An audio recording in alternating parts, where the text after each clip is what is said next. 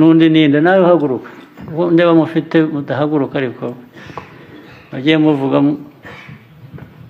muhagurutse icara nimurambirwa no kwicara nta nubwo mwumva uburemere bwabyo umuntu agahagarika project igahagarara yagombaga kuramira abantu ibihumbi bikaba biri nomo ni ibintu bisanzwe wa musore nibagiwe then ugakomeza. Your Excellency, turakora implementation plan igaragaza inshingano za buri wese ku buryo tuzabikurikirana igihe tuzongera guhura tuzaba tureba aho tugeze atari ukongera gusubira ko maze kurambirwa n'amagambo yanyu n'amasezerano promises mutangaza. Muganga gakondo yakuzaniye umuti ugaruza ibyibwe utiriwe uruha, si ngombwa kwirirwa ujya aho ari, arabikugarurira akagufasha kumenya niba gukunda koko cyangwa se aguca inyuma. Muganga gakondo kandi atanga ubutunzi. Muganga gakondo atanga uruhereko n'umuti weza umurima, atanga umuti ku bakobwa babuze abagabo, umuti uvura inyatsi, umuti wo kwihorera ku mwanzi wawe. Muganga gakondo kandi arakuvura amarozi y'ubwoko bwose, amahuherano, ubutegano, uburyano ndetse akanagutsirika ku buryo uburozi bugutinya. Muganga gakondo atanga uruhereko cyangwa umurinzi w'umurima, akoresha imbaraga z'abakurambere, aragufasha wowe urwara igifu, impyiko, diyabete, kuri mihango, guca imyeyo, ababuze urubyaro ndetse n'abarwaye asima n'izindi ndwara zose zitandukanye. Kandi aho waba ari hose aragufasha. Muhamagara cyangwa mwandikire kuri WhatsApp kuri nimero iri kubona kuri screen yawe. Muganga gakondo aragufasha. Tagira ikintu zivamo, muzabikurikirana mutagira ikintu mukurikirana. Umunsi ku wundi hari n'ibyo mbona ku social media abaturage batakamba nka telefona abayobozi biba bireba nkabaza mwabibonye nkabohereza nkabakopinga nkabaha nkabaza mwari mubizi baza kambwira ngo ntabyo yarazi kandi biri mu karere urimo biri mu murenge urimo cyangwa ukwiriye kuba ukurikirana kugira mu nshingano zawe mukurikirana ibyo mukurikirana mu bikurikirana ryari Minister. Excellency, twiyemeje ko tugiye gushyiraho gahunda mukurikirana ryari ubu imyaka ingahe ubu ndiho mbasubiriramo ubu mvaha gusa nizeye kubera ko mwabivuze ko bigiye guhinduka. Experience y'imyaka 10, 15, 20 ibingibi biganirwa bitahinduka ubu byizera uyu munsi gusa kubera ko mubivuze.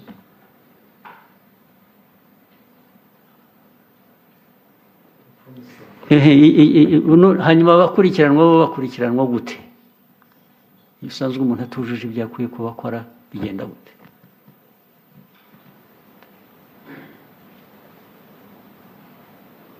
No guhera no kuri wowe ubu ni nsanga ibyo umbwira uko mu promise ugiye kubikora mutarabikoze bizagenda gute?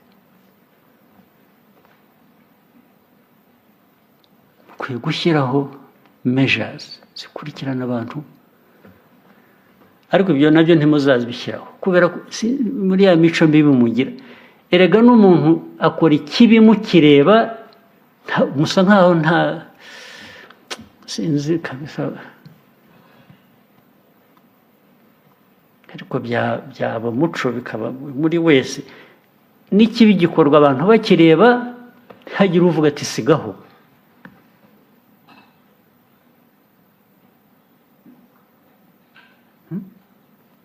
Ntawe utinyuka kubwira umuntu ukora ikibi ati sigaho.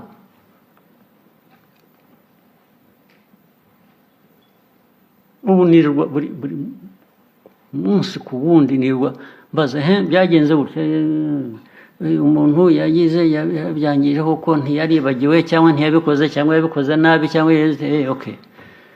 Hashize igihe kingana iki? Ukambwira hashize amezi 6 cyangwa hashize umwaka cyangwa hashize 2, hari bimara n'5. Nkabaza wewe wabimenye hashize igihe kingana iki? Ati kuko gatangira ntansubize n'igihe, akambwira gusa ngo kuko twaratinze. Ntabwo nsubize ibyo nakubazaga. Umaze igihe kingana iki ibi bintu bizi, wakoze iki? Usanga yarabizi, hashize amezi abizi, hashize ibyumweru abizi, ariko nta kintu yakoze. Haba no kuba yahamagara n'umuntu wakoze ayo makosa ngo yamubaze cyangwa mubwira ati wagize utya, habe na busa. Akabikora kubera ko nabimubajije, kubera ko nabimubwiye. Murashaka mwebwe igihugu kimeze gite? Murashaka kugikorera iki gute?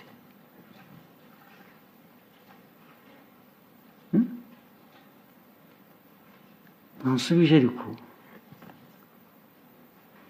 mwasinziriye, muhaguruke, get up.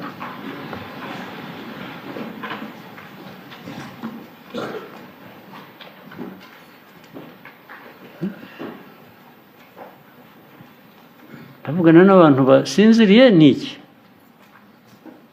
Ibi biraherera he? Bizaherera he?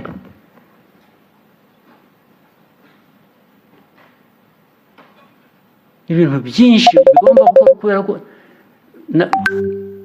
baya amahirwe nayo aba makeya kuko ntabwo bingeraho byose. Nabajije ariko byagenze gute? Aha byagenze gute?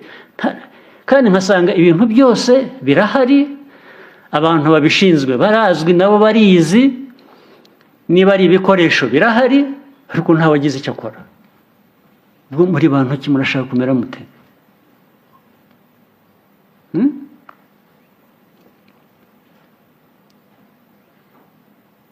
Murashaka kumera mute mwebwe abayobozi bari hano? Mwasezeye se mugataha mukigeraho mushaka mukajya gukora ibyanyu mushaka gukora? Murakora iki muri iyo myanya?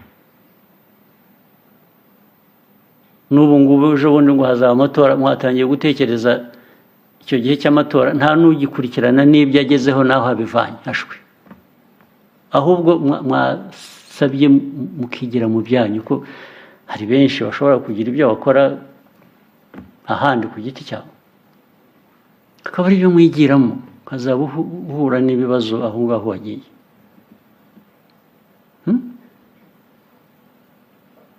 Abantu bahora mu bintu nk'ibi buri munsi ku wundi, umunsi ku wundi, icyumweru ku kindi, umwaka ku wundi. Gute? Nuko mutumva ni iki?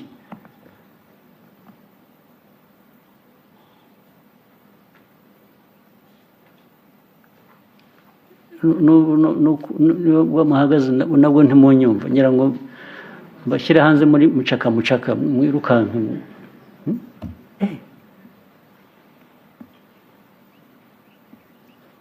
Kwa watu wa aina gani nyinyi? Muri bwoko ki? Muri bantu bwoko ki mwebwe?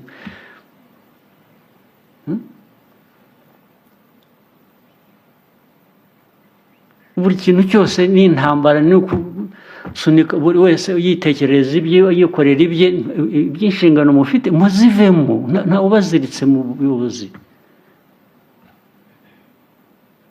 nta baziritse. Muri ibindi mwigiramo, hagomba kuba hari abantu hanze wenda bameze nk'amwe ariko bashaka kugerageza, wenda bo ntibaramenya neza ibibarangaza. Buri munsi ni intambara, mukavuga mwewe twabisuzumye, twakoze intego se buri munsi ubwo mutazikoraga ni ryari? Hahindutse iki mugikora intego sinya? Abandi ba minisitiri bari hano ntimwirirwa musinya, murahira, mufata ibendera mukarahira? mwarangiza mukigera mu bindi bitajyanye n'ibyo mwarahiriye.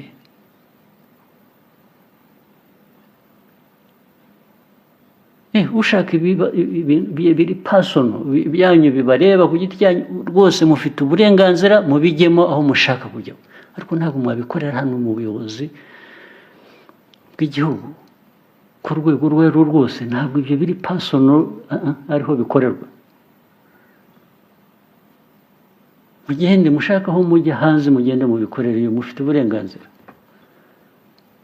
Ukeneye passport, ushaka visa, nzamufasha, nzabibashakira.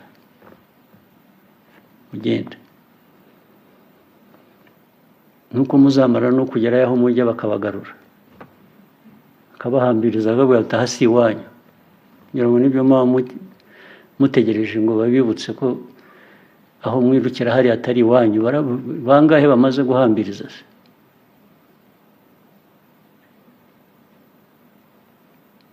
Mungekuwa mmechoka kabisa mambo haya.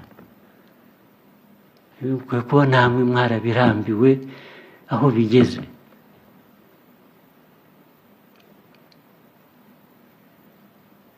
Ntabwo naje hano kubabyinirira, kubabwira neza bimwe mumenyere umunsi biraba uburyo bumwe cyangwa ubundi. Muraguma hamwe mukora ibyo mukwiriye kuba mukora, mubikore ku buryo mukwiye kuba mukora, kandi muzi cyangwa murebe iyo mujya. Mubivemo. N'uwari ufite umugambi wo kugaruka mu buyobozi, kongera kwiyamamaza, kwitoza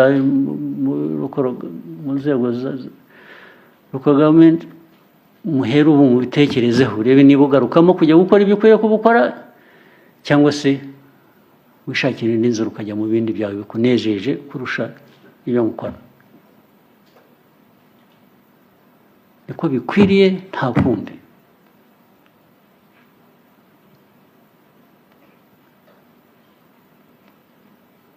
Namwe mwari mukwiye kuba mubirambiwe. Ntabwo ari gusa ubirambiwe, namwe mukwiye kuba mubirambiwe. Mwicare.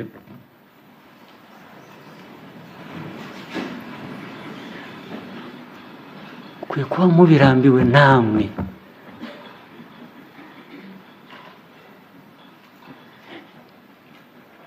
Mwese murashaka kuba nk'inka abantu baragira ngo zitona. Umushumba yaba mwabaye abashumba baragira izo nka zindi nazo. Ntabwo abantu babaho nk'inka ziragirwa. Abantu bariragira, bariyobora. Umutima wabo n'ubwenge bwabo bifite icyo bibaha, bikwiye kuba bakurikiza mu byo bakora. Mwese hano Imana yaturemye kimwe, mufite ubwenge, mufite ubwonko, mufite umutima. Mukwiye kuba mugeraho mukumva, mugakoresha ubwenge bwanyu, mugakoresha umutima wanyu, mugakoresha n'ubumenyi bamwe bafite Imana, bagize Imana bakabugira.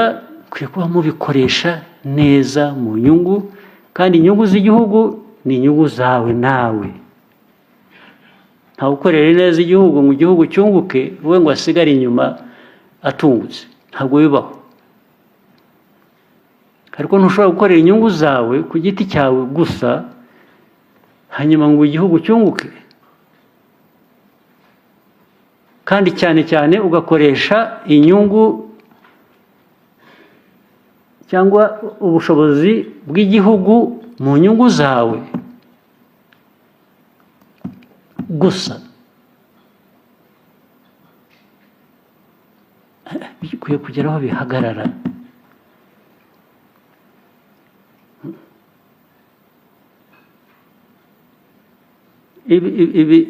Ubu umuntu yakwirwa yigisha buri munsi, akirwa yigisha kurwanya corruption, kurwanya ruswa mu mikorere.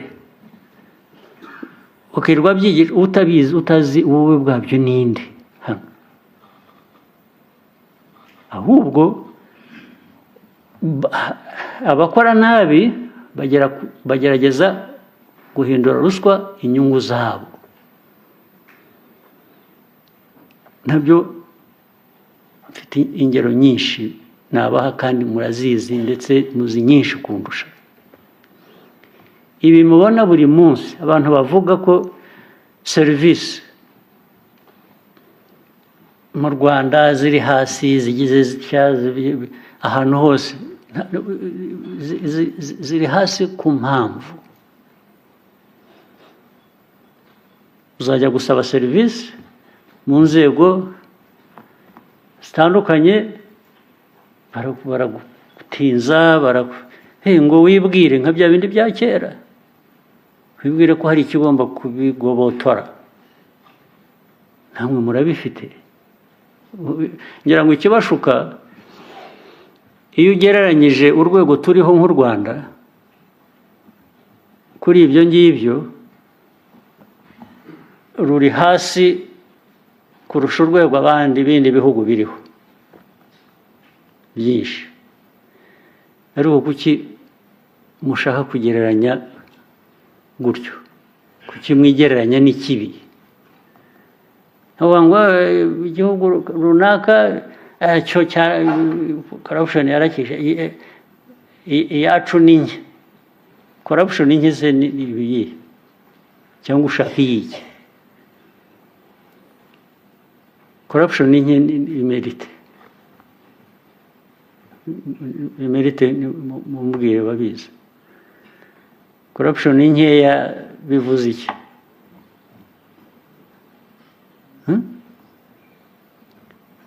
Uko muri aha ntabwo muzi ahantu badatanga serivisi uko bikwiye.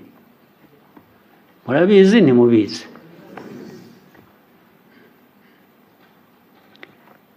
Kandi murabizi mukanabibona mukicecekera. N'utayirimo, n'utari muri iyo corruption akicecekera. Guceceka ni nko kuyibura irimo, ni nko kuba uyirimo wowe ubwawe. Wiceceka ute?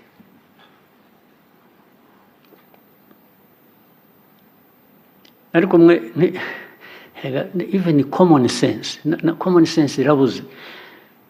Ariko mwese ntimugira abavandimwe, ntimugira imiryango, ntimugira abo mugira ibyo bapfana nabo.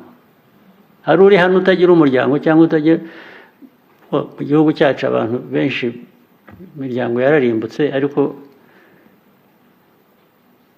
buri muntu wese ngira ngo afite umuryango. Ariko reka mvuge noneho ko bayifite. Niba uyifite uri ku kazi ugategereza ko umuntu aguha ruswa kugira ngo umuhe serivisi yashakaga, if your mother shows up, or your aunt, or your sister, or your brother, or your uncle, whoever, would you do the same? Ariko ushobora gusanga mwabikora. Ntabwo ndi sure mushobora gusanga. Would you do the same to your uncle, to your sister, to your brother, to your... Wamutinza ukabanza ukamubwira ko electricity yagiye, nta kuntu uri bukoreshe computer cyangwa whatever. Wabikora first of all?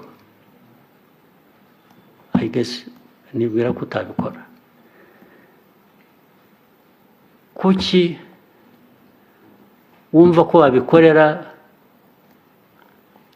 sister wundi muntu cyangwa mother cyangwa father wundi muntu? Kuki wumva wabikora ukwiye kubikora? Kuki? Noneho rero ari wowe